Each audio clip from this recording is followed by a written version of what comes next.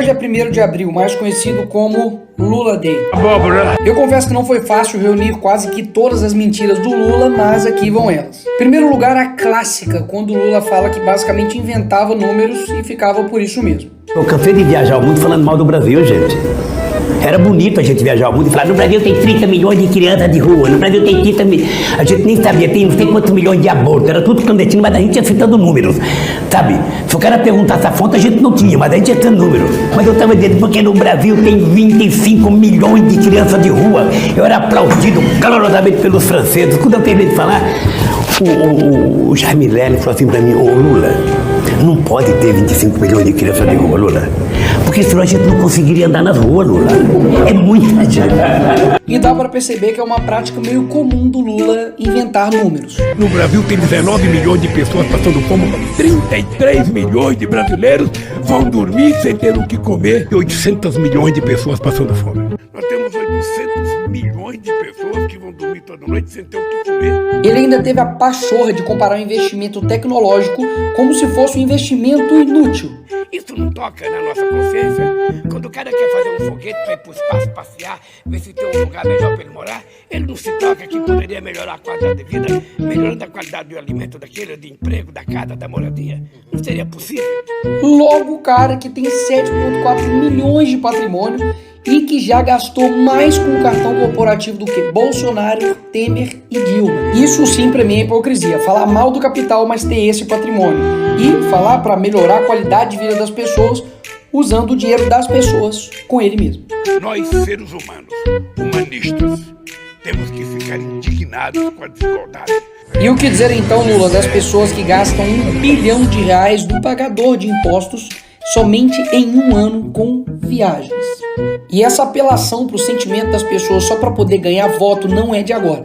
Se ao final do meu mandato, Se quando eu terminar esse mandato, todos os brasileiros tiverem a possibilidade de tomar café da manhã, cada brasileiro tiver tomando café, almoçar e jantar, tiver almoçando e tiver jantando, terei cumprido a missão da minha vida. terei cumprido a missão da minha vida. Mais de 20 anos separam os dois vídeos e basicamente a promessa não se cumpriu.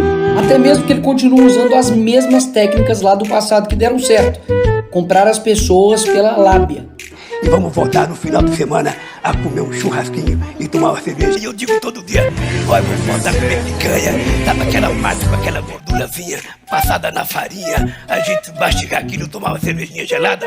É tudo que o povo quer. E vamos voltar no final de semana a comer um churrasquinho e tomar uma cerveja. E depois teve a cara de pau de dizer que não era muito bem assim picanha, era um bife de soja. Na verdade, eu não estou prometendo churrasco, que eu estou dizendo é que a gente vai voltar. Ah, você não vai fazer churrasco Não, no a gente quintal, não? vai voltar. A gente vai voltar a recuperar a economia desse país para que o povo possa, sabe, no final de semana, convocar a família e comer um bife de soja, um pastel de caju, qualquer coisa. No fim das contas, entregou a abóbora. Uma abóbora. E não satisfeito, ele deu essa justificativa aqui sobre pessoas passarem fome no Brasil. E se nesse país a gente produz alimento demais e tem gente com fome, significa que alguém está comendo mais do que deveria comer. E quem lembra quando ele disse que ele era contrário ter amigos no STF? Não é prudente uma democrata do presidente da República querer ter os ministros da Suprema Corte como amigos. Você não indica o ministro da Suprema Corte para ele votar favorável a você ou te beneficiar. Os ministros da Suprema Corte têm que ter currículo. Não só pelo papel que ele teve na minha defesa, mas simplesmente porque eu acho que o Zanin se transformará num grande ministro da Suprema Corte desse país. E além do Zanin, indicou também outro amigo, Flávio Dino, pro STF. Sim, esse aqui é o Flávio Dino. Eles são amigos desde quando o Flávio Dino era Isso era o que aconteceria se eu tivesse terminado essa frase, mas continuemos. Lembra que ele também disse isso? Vou fazer uma coisa pra você, vou fazer um decreto acabando com o seu sigilo dos 100 anos. Pra saber o que tanto você quer esconder dos 100 anos. Eu vou fazer um decreto, assinar, pra saber o que esse homem esconde dos 100 anos. E agora eleito, adivinha? Adivinha? Ele meteu o sigilo de 100 anos em mais de 1.332 pedidos. É tanta mentira que eles contradiz toda hora. Eu, quando namorava, muito tempo atrás, no Luxemburgo, eu tinha uma garruchinha 22. Agora escuta. Quem é que quer comprar arma? É o crime organizado e algumas pessoas que não querem fazer bem pra ninguém. O cara até chegou a culpar o Bolsonaro pelos imóveis que foram perdidos lá no Alvorada. Só que adivinha, não tava perdido, tava lá. E ele encontrou depois de 10 meses. E ele ama dizer que não é corrupto e que nunca roubou nada. Diga.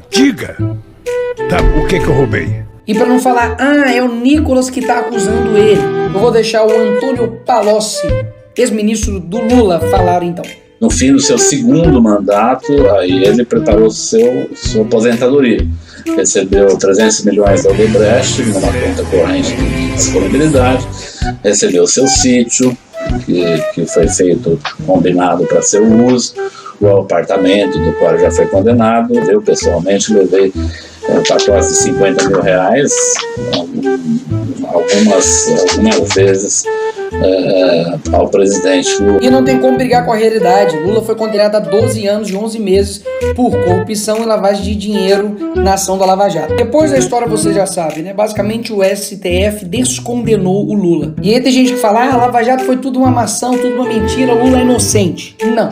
Até mesmo porque já foram 25 bilhões que já retornaram aos cofres públicos de dinheiro desviado durante os governos petistas. Se teve devolução de dinheiro roubado, é porque alguém roubou. E depois de tudo isso, ele ainda tem a coragem de dizer isso. Se tem uma coisa que eu me orgulho nesse país, e não baixa a cabeça pra ninguém, é que não tem nesse país uma viva alma. Mais ou menos. E o que eu quero mostrar nesse vídeo é que a mentira, ela tem poder. Obviamente não mais do que a verdade, mas ela também faz o seu estrago. Até mesmo porque, para pensar, num país com 220 milhões de pessoas, será que não tem ninguém melhor para dirigir o nosso país do que esse cara? Mas por que, afinal de contas, isso acontece? Porque as pessoas preferem mentiras que acalentam o coração e acalmam os seus ouvidos do que verdades que confrontam, que algumas das vezes vão ser amargas e ruins aos ouvidos, mas que no final das contas vai fazer você enxergar a verdade. E por fim, deixar esse vídeo aqui que se tem um dia que minha alma foi lavada, foi esse dia. Mentiroso, ex-presidiário, traidor da pátria.